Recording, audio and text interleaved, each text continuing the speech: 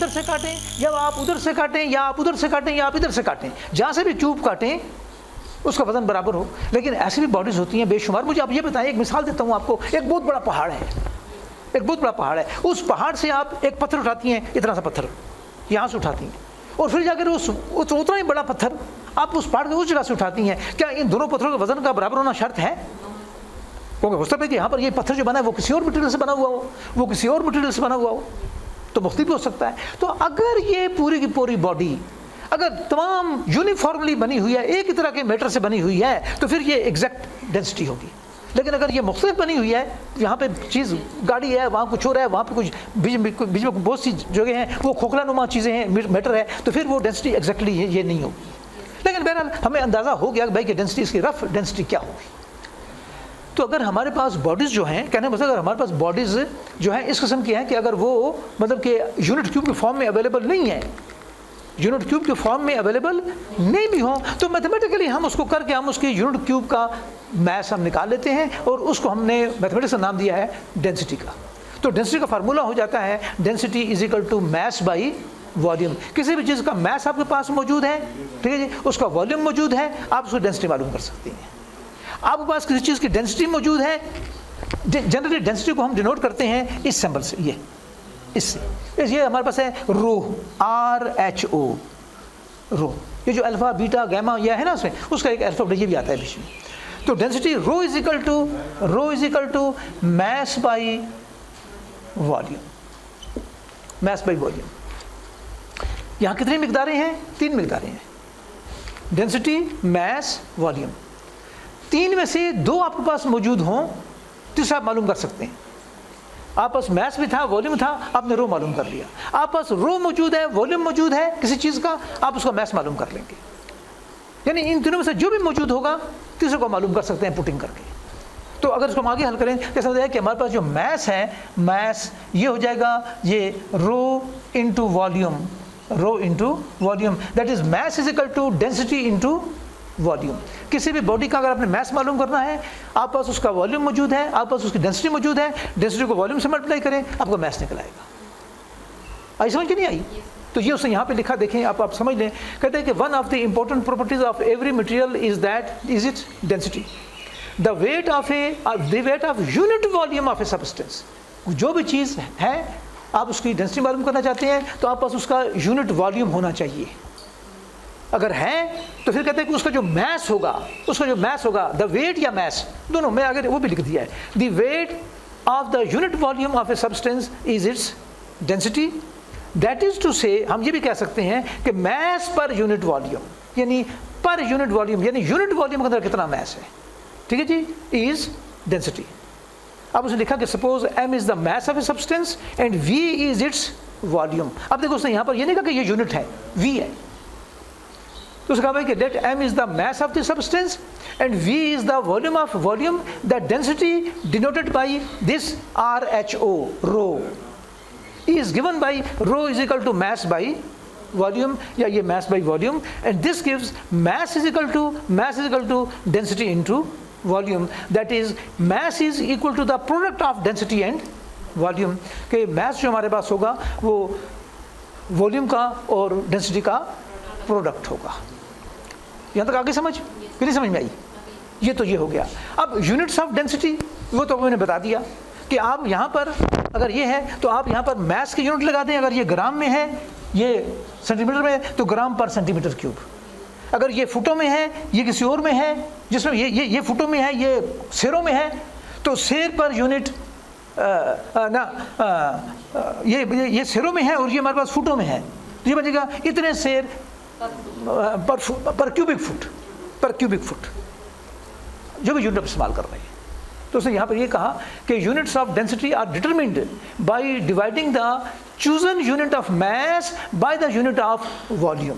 कहता है अगर आप मैस के यूनिट को वॉल्यूम के यूनिट के साथ डिवाइड कर दें, जो अपने यूनिट चूज़ की हैं, अगर आप सेंटीमीटर चूज़ कर रही हैं, केजी चूज़, जो भी आप चूज़ कर रहे हैं उनको लगाएं, और आप मैस के यूनिट के साथ यूनिट को वॉल्यूम के यूनिट के साथ डिवाइड कर दें, तो जो यूनिट बनेगी उसको हम कहेंगे ये हमारे पास डेंसिटी की यूनिट है।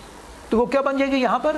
वो कहते हैं कि जैसे मिसाल के तौर पर chosen unit of mass by unit volume is kilogram cubic metre. अगर आप किलोग्राम क्यूबिक मीटर, इसमें हम मैस को किलोग्राम में कर रहे हैं और उसको हम मीटर में कर रहे हैं, या ग्राम पर क्यूबिक सेंटीमीटर, ग्राम पर क्यूबिक सेंटीमीटर।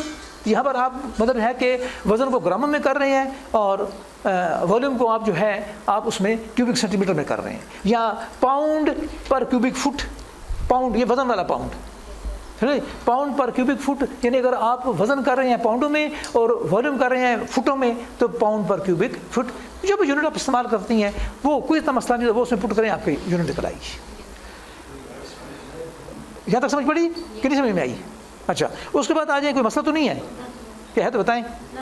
अच्छा, उसके बाद हो गया हमारे पास स्पेसिफिक ग्रेविटी, जिसको बाद हम कहते हैं रिलेटिव डेंसिटी, स्पेसिफिक ग्रेविटी या रिलेटिव डेंसिटी।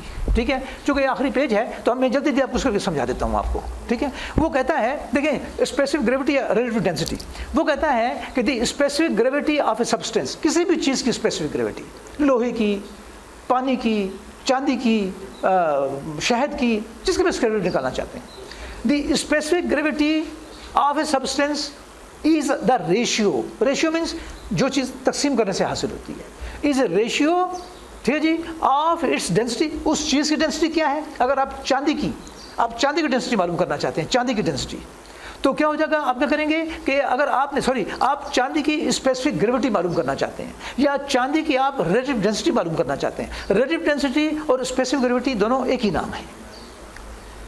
अगर आप चांदी का मालूम करना चाहते हैं तो आप चांदी की डेंसिटी मालूम करें, और चांदी की डेंसिटी मालूम करने के बाद फिर आप क्या करें कि आप पानी, देखें the specific gravity of substance is the ratio of its density to that of some standard substance, उसका मुआवजा करें किसी स्टैंडर्ड सब्सटेंस के साथ। किसका मुआवजा मैं किसी फलां स्टैंडर्ड के साथ करूँगा।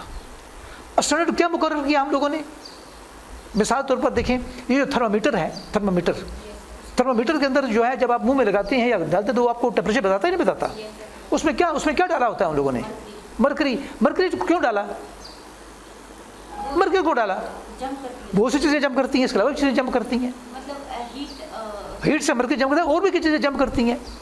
पहले उन्होंने इसमें कोई एडवांटेज है, बहुत से ऐसे जो थर्मामीटर बने थे जिसके अंदर अल्कोहल डाला गया था, अल्कोहल भी डालता। आजकल तमाम के अंदर वो मरकरी, क्योंकि अल्कोहल में और मरकरी के थर्मामीटर में एक में कुछ खामियां पैदा हो जाती हैं, एक में कुछ खूबियां होती हैं, इस वास्ते हम वो डाल देते हैं। तो यहाँ पर भी उन्होंने एक स्टैंडर्ड मुकर्रर किया कि यार इस चीज़ की स्पेसिफिक, इस चीज़ की ग्रेविटी, इस चीज़ की डेंसिटी को आप फलां चीज़ की डेंसिटी से कंपेयर करें और वो चीज़ म्यारी कर लो। यानी मकसद अगर आपने इसकी स्पेसिफिक ग्रेविटी निकालनी है ना, तो इसकी डेंसिटी को आप उस खास चीज़ से कंपेयर करो, इसकी निकालनी है तो इसको भी उसे खास चीज़ से कंपेयर करो, इसकी निकालनी है तो इसकी भी डेंसिटी को उसे खास चीज़ से कंपेयर करो। यानी उधर आपने एक खास स्टैंडर्ड चीज़ मुकर्रर की हुई है, उसकी डेंसिटी मुकर्रर की हुई है।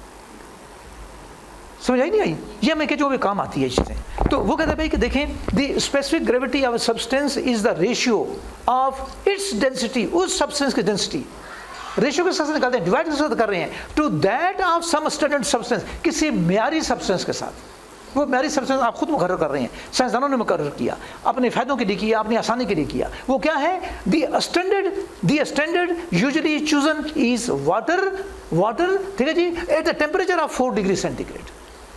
उसमें उन लोगों ने वो स्टैंडर्ड दिया है ना, वो पानी को दिया है कि पानी की डेंसिटी क्या होगी, लेकिन शर्त यह है कि पानी का टेम्परेचर वहाँ पे होना चाहिए 4 डिग्री सेंटीग्रेड,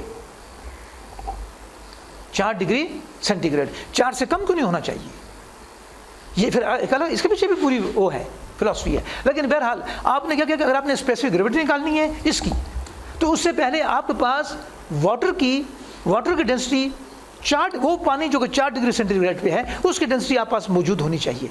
तो इसकी डेंसिटी को आप उस वाटर की डेंसिटी से डिवाइड कर दें। इसके मालूम करनी है तो इसकी डेंसिटी को उसी वाटर की डेंसिटी के साथ डिवाइड कर दें। इसके मालूम करनी है, इसकी डेंसिटी को वाटर की डेंसिटी के साथ डिवाइड कर दें। तो जो रिजल्ट मिलेगा, जो रेशियो, जो नंबर आएगा, उसको हम कहेंगे कि ये इस सब्सटेंस की स्पेसिफिक ग्रेविटी है।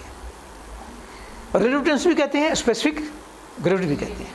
तो उसने ये लिखा, वो कहता है कि density to that of some standard substance, the standard usually chosen is water at the temperature of its maximum density 4 degree centigrade और या आप 4 डिग्री सेंटीग्रेड हो और फ़ारेनहाइट एक नया स्केल है, उसमें उसकी वन हो चाहिए 39.2 डिग्री फ़ारेनहाइट, ये 4 डिग्री सेंटीग्रेड बराबर बन जाता है इतना।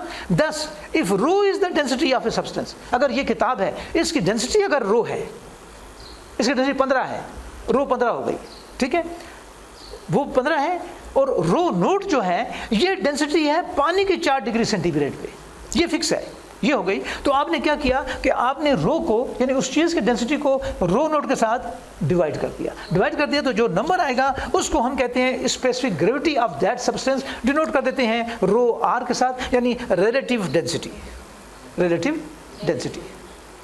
आई समझ नहीं आई? अगर ये बात है यानी इसमें देखिए rho is equal to rho R into rho naught. नहीं समझ में आई? ये समझ आई नहीं आई? अब देखिए हमारे पास जो रिलेटिव डेंसिटी या स्पेसिफिक ग्रेविटी है, क्या फार्मूला हो गया, रो आर इज इक्वल टू रो बटा रो नोट। ये उस चीज़ की डेंसिटी, ये पानी की डेंसिटी है ना। अब जब इसकी डेंसिटी मिसाल है, इसकी डेंसिटी मिसाल है 4, अब उसकी डेंसिटी का यूनिट क्या होती है, इतने ग्राम सेंटीमीटर क्यूब मिसाल है, या इतने ग्राम, इसका हो गया इतने ग्राम सेंटीमीटर क्यूब। नीचे इसकी कितनी हो जाएगी, मिसाल है 3 ग्राम सेंटीमीटर क्यूब। ये इसकी यूनिट, ये इसकी यूनिट है कि नहीं। जब कैलकुलेट करेंगे तो ये हो जाएगा 4/3। अब बताएं ये दोनों मिकदारें एक नहीं है, इसका मतलब ये हुआ कि स्पेसिफिक ग्रेविटी के साथ कोई यूनिट नहीं लगी हो, खाली बताएंगे भाई 4/3, 1/2, 5/7, यानी इस चीज़ के साथ कोई यूनिट नहीं लगी होगी। स्पेसिफिक ग्रेविटी की कोई यूनिट नहीं होती, क्योंकि ये दो सेम टाइप की चीज़ों का रेशियो है। तो जो चीज़ें ऊपर यूनिट में आ रही हैं वो नीचे भी आ जाती हैं, तो यूनिट कट जाती हैं। तो ऐसी चीज़ जिसका कोई यूनिट नहीं होती, हम कहते हैं कि ये जो मिकदार है ये डायमेंशन लेस है, इसकी कोई यूनिट नहीं होती। चुनांचे स्पेसिफिक ग्रेविटी जो है वो एक डायमेंशन लेस क्वांटिटी है। ये भी आपको यहाँ तक मैंने कर दिया। बाकी मतलब आपको है नोट्स आगे पढ़ें, सबको मैं कह रहा हूँ कि तमाम स्टूडेंट जो हैं, अब यहाँ तक आपको मैंने काफ़ी आइडिया देने की कोशिश की, आगे भी आप इस नोट्स को रीड करें, ठीक है। बहरहाल कल मैं इससे आगे मज़ीद एक लेक्चर आपका दूंगा, ठीक है।